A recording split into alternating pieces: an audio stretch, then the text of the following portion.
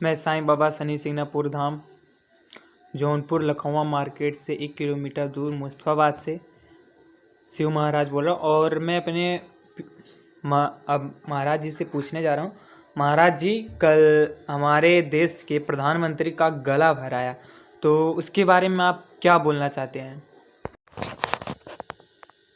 जो आपके कहने मतलब कल प्रधानमंत्री जी संसद में जब बोल रहे थे तो उनका गला भराया था। सही बात है। किसी का गला भराया था, किसी का आंख भराया था। नाम तो गुलाम नबी आजाद है, कश्मीर के मुख्यमंत्री भी रह चुके हैं वो। देखिए, पहले के नेता ऐसे होते थे जो एक दूसरे से दुख सुख पूछते थे। एक दूसरे के क्षेत्र के लिए जिसकी सरकार रहती थी, विपक्ष के पार्टी के विधायकों से पूछते थे, कोई हाँ जरूरत पड़े तो पूछ लेना, बता देना कोई काम हो हमारे लिए तो। हाँ, और विपक्ष के नेता कहता था कि भाई यहाँ से ये बनवा, मतलब विपक्ष का नेता बताता था कि यहाँ से ये बना दो, वहाँ से वो बना दो, तो बनवा देते। पहले के लोग कहते थे कि हम आप आपस में झगड़ा करते हैं, लेकिन जो है ना, नेता सारे एक जगह रहते हैं।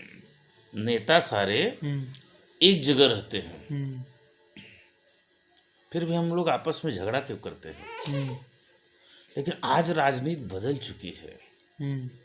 चूंकि गुलाम नबी, तो आप गुलाम नबी आजाद पे कुछ बोल? जी, आंखें उनकी भरी हुई थी, गला मोदी जी का भरा हुआ था। क्योंकि गुलाम नबी आजाद जो है, गुलाम कश्मीर से उनका दिल जुड़ा था। बड़ी ऊंची बात उन्होंने कहा, हाँ, मुझे गर्व है कि मैं कभी पाकिस्तान नहीं गया, और गर्व से कहना चाहिए हर मुसलमान को कि मैं भारतीय हूँ, हिंदुस्तानी हूँ। और मोदी जी का गला इसलिए भराया कि एक विपक्ष का मेरा मित्र आज बेकसूर होते हुए भी बेवफा कर दिया गया। कम से कम वही तो ये कैसे थे जो दिल की बात कहते थे और देश के विषय में बताते थे। मुसलमानों का तिबल तलाक का राय भी उन्हीं का था। कश्मीर में 370 हटवाने का राय गुलाम नबी आजाद का था। और एक काम उन्होंने किया था कि एक भी पाकिस्तानी बच के ना जाए आतंकवादी और पत्थर मार, इन्हीं का दिया हुआ प्लान था कि इस तरह, चूंकि उनसे कांग्रेस के पुराने नेता उन्हीं के सामने तो प्लान बताते थे तो सुनते थे। उनका देह, उनकी शरीर, उनकी आत्मा, उनकी अच्छाई उनको रोज सोने नहीं देती थी। तो कुछ न कुछ खबर वो मोदी को दे देते थे। इसीलिए कल मोदी का गला भराया, 3 बार पानी पिए, और एकदम सिस्टम से कांग्रेस की कच्ची नेता की तरह, जो कोरोना बहुत पार्टियों ने माना ही नहीं कि कोरोना है ही नहीं है, उसी बहाने मस्त आराम भी किए कोरोना के बहाने से। लेकिन उसी कोरोना के बीच कश्मीर से लेकर बिहार तक इलेक्शन हुआ। जीत तो उसी की होगी जो कर्म करेगा। कर्म प्रधान होता है। तो गुलाम नबी आजाद बहुत टॉप 10 कांग्रेसी नेता थे। सरदार बिस्मिल खां हो या गुलाम नबी आजाद हो, शहनाई बजाना बिस्मिल्लाह खां हो या गुलाम नबी आजाद हो, ये दोनों मुसलमान अपने भारत के सबसे टॉप 10 थे। और उसके बाद कोई हुए तो राष्ट्रपति, ठीक है ना, और बहुत सारे पिछड़े मुसलमान। अब तो मुसलमानों में भी काफी सुधार आ गया है ना।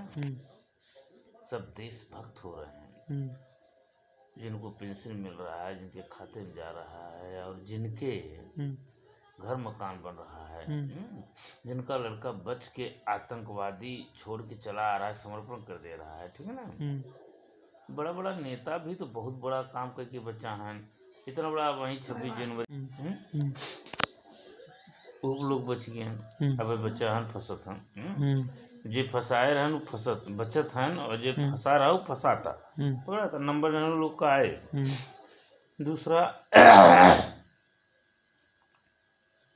दूसरा ये हो कि अब राम के चंदा के नाम पे बात आएगी। अच्छा तो भैया कम से कम राम के नाम से मांगत हैं। अच्छा सुना लोग पहले कहत रहे ना, नेता जितना पैसा पावत हैं अगर वो 25% भी अपने क्षेत्र में खर्च कर दें कब हारे ने। अच्छा चंदवा में से आधा खा जाए, आधा तो पहुँचे हैं। अगर जो कि बेईमान समझत हो अगर चेकिंग करत रहे, लेकिन देखा किस पैसे उस पैसे किस तरह खर्च कर रहा है। अगर आर बार दारू शराब में खर्च कर रहा है तब तो उसको कैमरे में फंसा लो। लेकिन अगर किसी दुखियारी, किसी पीड़ित, किसी लड़की की विवाह, किसी गरीब का ऑपरेशन करा रहा है उस पैसे में से चुरा के, तो उसको बरी कर दो। तो इसलिए देश अपना विकास पे है। बड़े सालों के बाद देवी देवता भी आराम कर रहे थे और अब सब धीरे धीरे खुल रहे हैं। समय बदल रहा है। तब भी भारत अपना विकास कर रहा था, अब भी कर रहा है। जिसको जम जाए तो भेज दे, जिसको न जमे तो न भेजे। न खेलब न खेले देव, खेलिए बिगाड़ब।